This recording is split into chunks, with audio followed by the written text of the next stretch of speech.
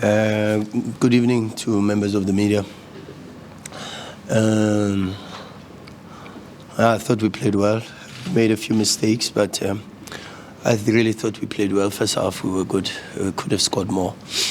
Again, decision making and a bit of anxiety sometimes. And then second half we start a bit edgy. They commit one or two more into their press, and then we struggle, but we come out a little bit better after 10 minutes or so. And then, but you all saw it, so what am I going to say to you? Colleagues, questions for the coach? Show of hands, please. Marty, and then.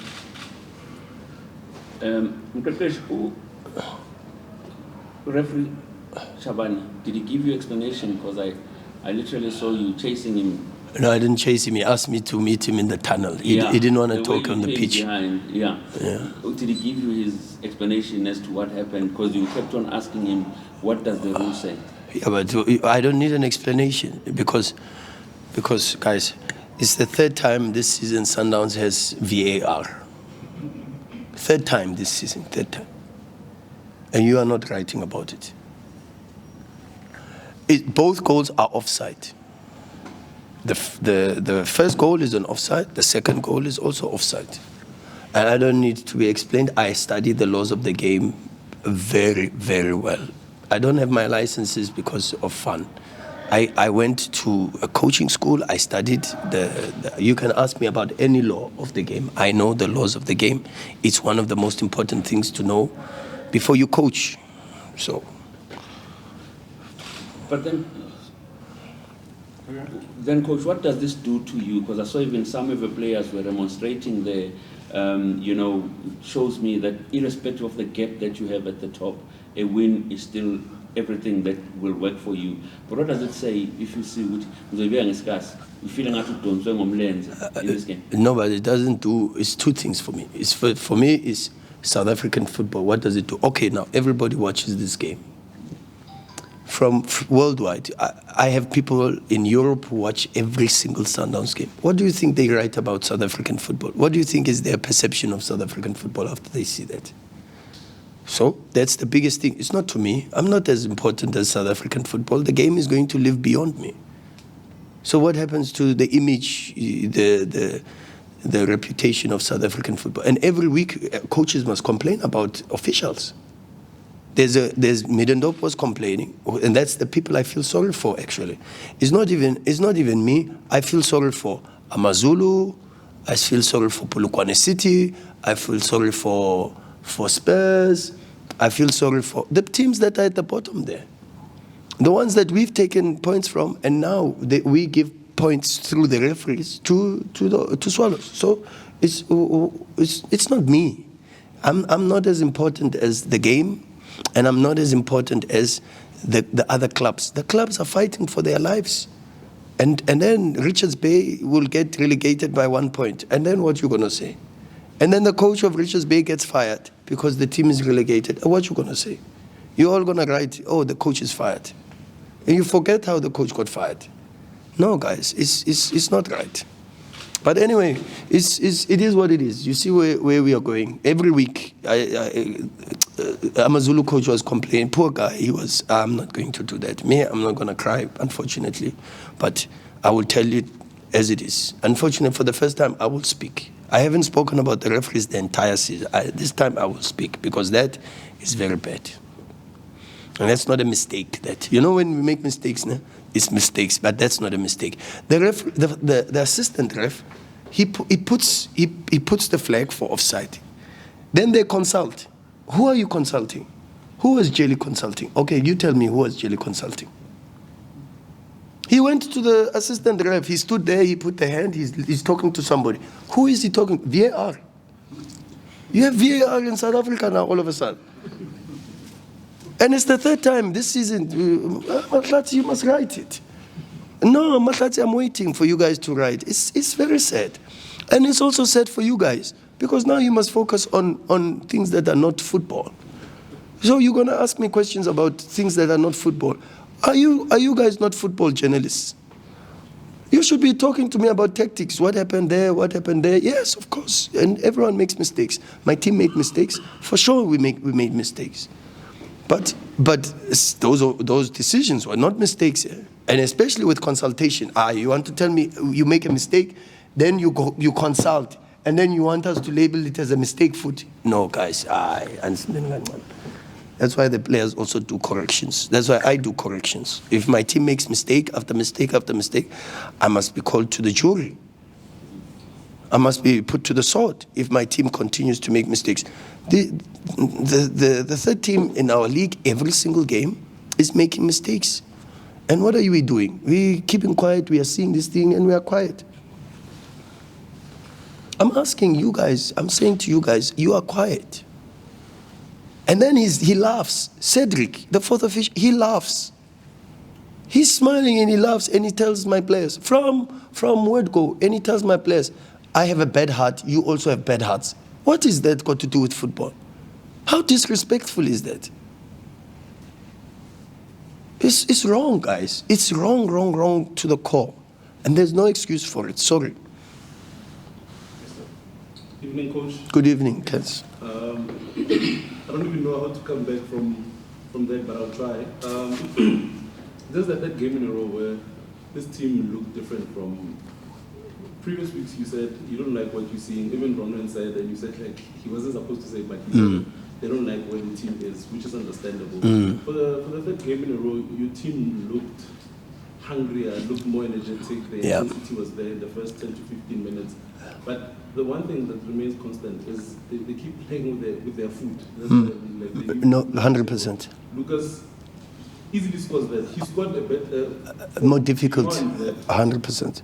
But today he decides to pass it, lodge Shanlile, and they fluff it as again.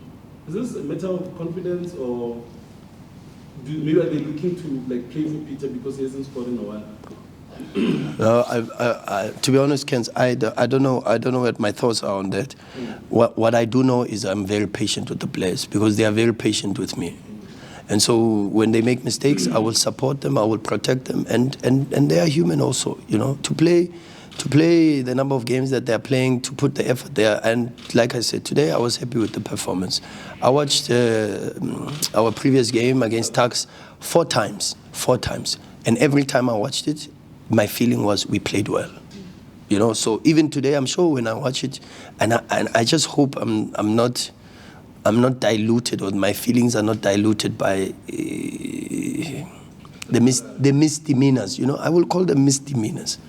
It's mischief. It's not correct.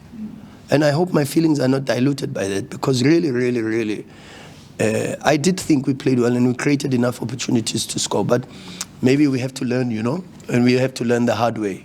Because as you say, sometimes you have to be a bit more ruthless, and we have to learn when it's painful, you know. And the pain must come through draws like this and points that are dropped like this, because 100% I don't believe, performance-wise, we should have dropped 2 points today.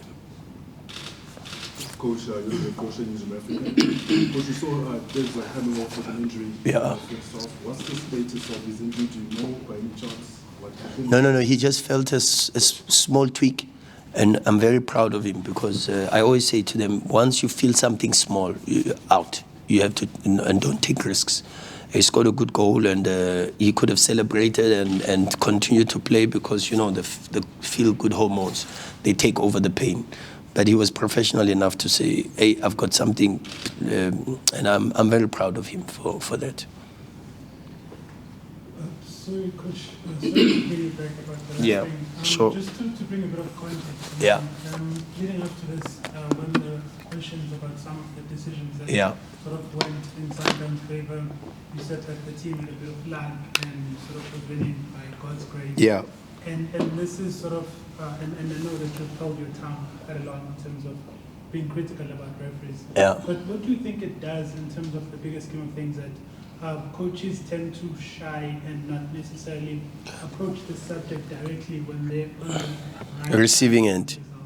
Yeah, but only when it goes against them. And then what do you think that does in terms of of raising genuine concerns, because whatever you raise after defeat, regardless of the goodness where it comes from, it's still taken with a pinch of salt, because is it not sour because of the defeat?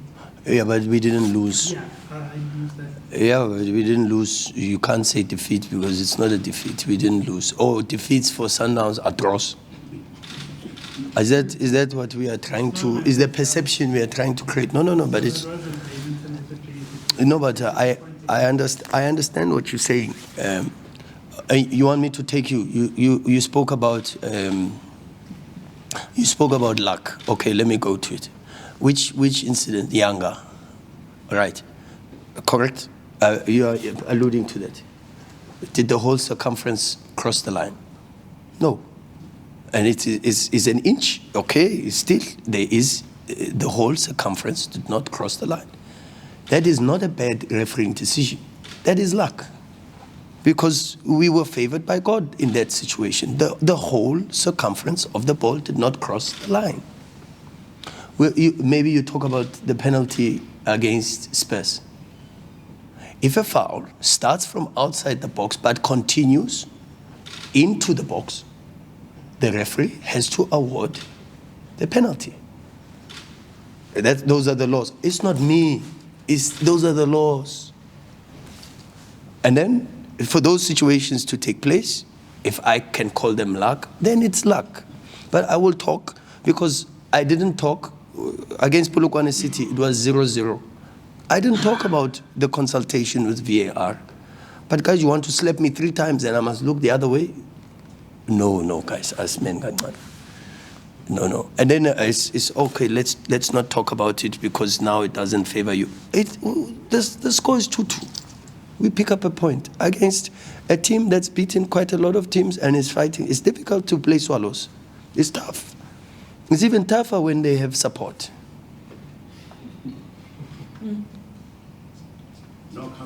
No, but they have support. Don't they have support? I saw the stand. Yeah, you see? They had support. You are right. They had support. Coachy, maybe also just because of the results, so that let's just make it lost in everything that has happened. But I think it's the first time since that Maritzburg game that you scored 2 goals. Maybe just how much of a boost is that ahead of this big game that you have coming up? And maybe could you just talk us through the logistics of getting to Tunis when you guys leave, the travel, all of that stuff? Yeah, no, it's good. We scored 2 goals. We could have scored more, to be honest, and scored in open play, which I'm happy about. And we created a lot of situations. I thought even against Tuks, we created better situations. We had some good moments.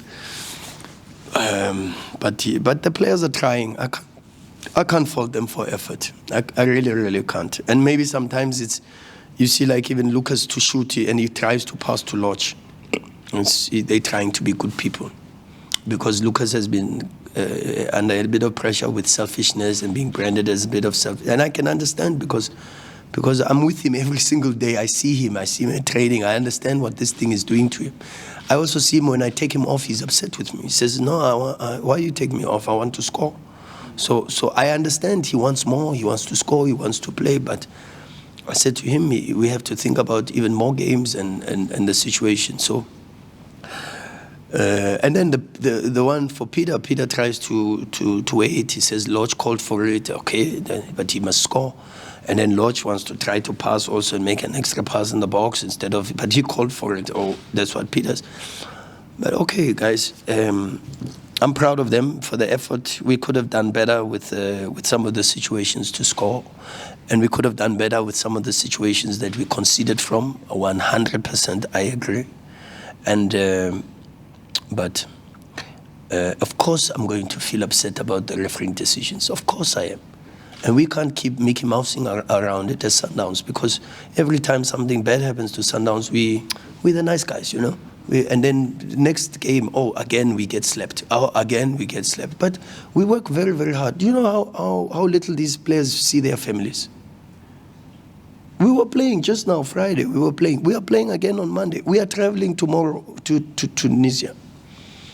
You know how many games I have to watch? You know how many training sessions I have to do? You know how many corrections, hours of corrections I have to do? And then you must come and you drop points like this.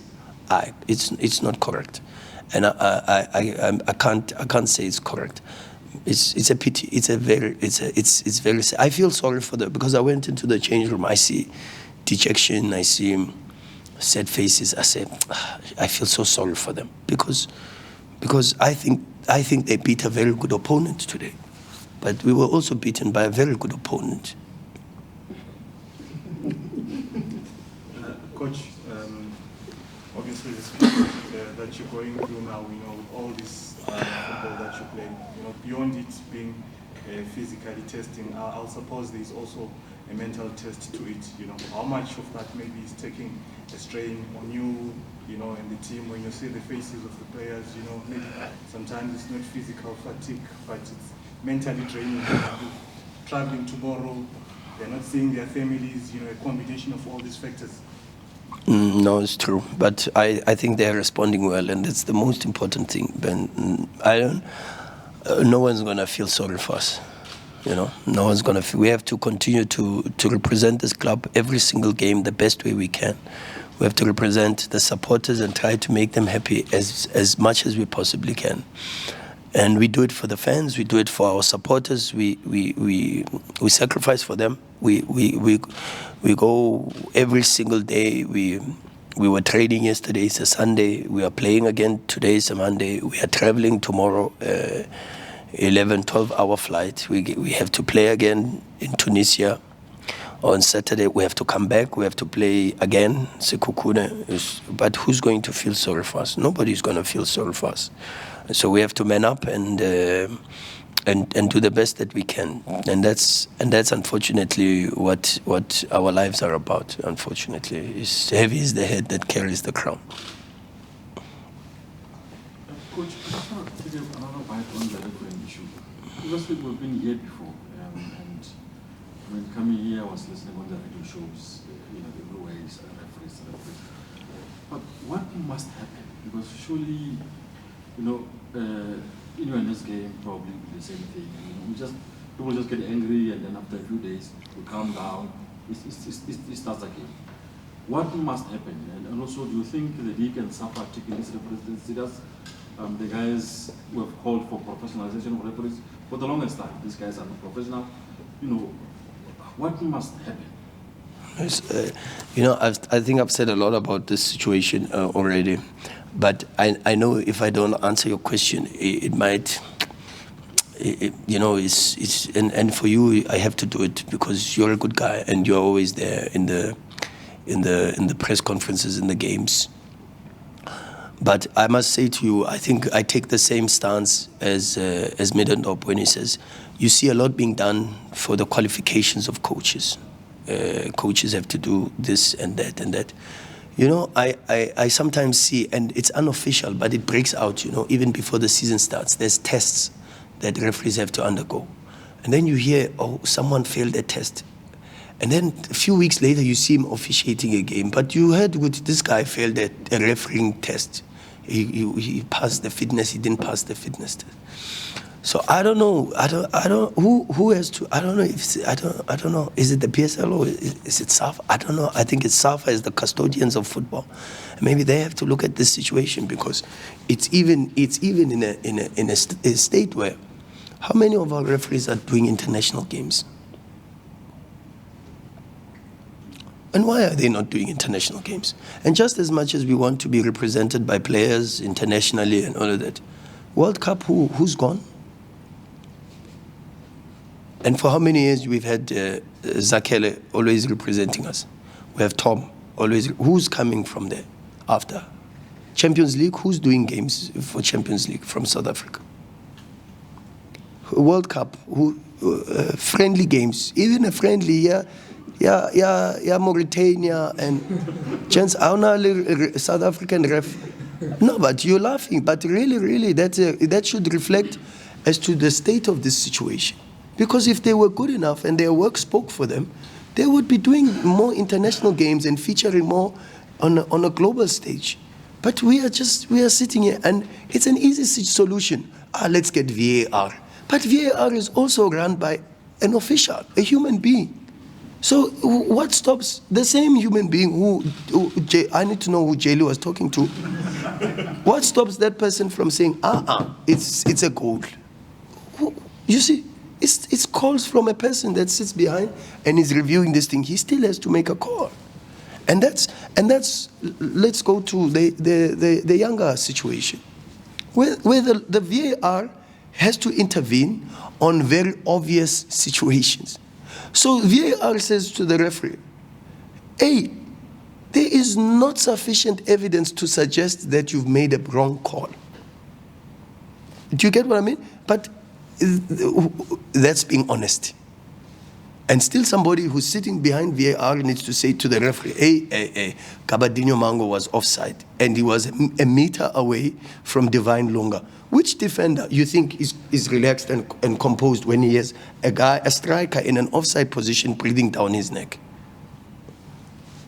And maybe we don't understand because maybe we didn't play professional football, and we don't. That's me. But I'm looking at this situation. I'm saying, if I was in that situation, I would also be unsure what is happening, and I don't see the flag, but I see that this guy is completely offside, and if I make a mistake, this thing is a problem. So is that not interfering with play? That's what the law says. Coach, just a little bit on the game. Position, you had 78, Swallows 22. You had 6 on target, they had 5. How do you reflect to such stats? Besides Your stats are very difficult. Stats. You know, I must tell you, I really was. I'm very fond of data. But I've come to realize, and this was a conversation actually I was having with an analyst from one of the teams, a big team, and in fact he's a recruitment analyst, and he has to use data to try to help the team to recruit. And he said to me, you must understand one thing, in business, in every space where they use numbers can always be manipulated to suit a certain narrative or perspective that wants to be created. So that 70% ball possession is, you want to say we were dominant, yeah, you look at it. You want to say we were wasteful, you also look at it. It's true. And then what do you talk about? It's what you want to talk about. And the people who use data is sometimes, okay, let me ask you a question. And this is for all of you. The game of Brazil-Germany, do you know what was the data for that? For who had the most shots? Was it 7-2? 7-0 with the World Cup? What was the score? 7-1. You know who had the most shots? The losing team. You know who had the most possession? The losing team. You know who had the big chances and the highest XG? The losing team. If you don't believe me, go and verify and check. 100%. Because I talk to people who understand this thing. So sometimes it's very difficult to analyze a game based only on data, because football is a game that's got so many other things that are involved, so many other things. So that's that. Coach, maybe a bit on what you're expecting in Tunisia before you guys leave. Hostility, tough conditions, a good team. They won yesterday. I watched a little bit with Dale Solomons and the analysts. But yeah, let's see first. I have to now swallow. Excuse the pun, but I have to now. Nice one. No, sorry, I really didn't. Yeah, I have to now get over the feelings and fortunately the team is Swallows, ne? Yeah, Swallows. Moroka Swallows, yeah. I love this club anyway, and people know I love this club. By the way, Swallows are a good team. I've always told you, I watch so many of their games. I like Musa Nyatama, big time.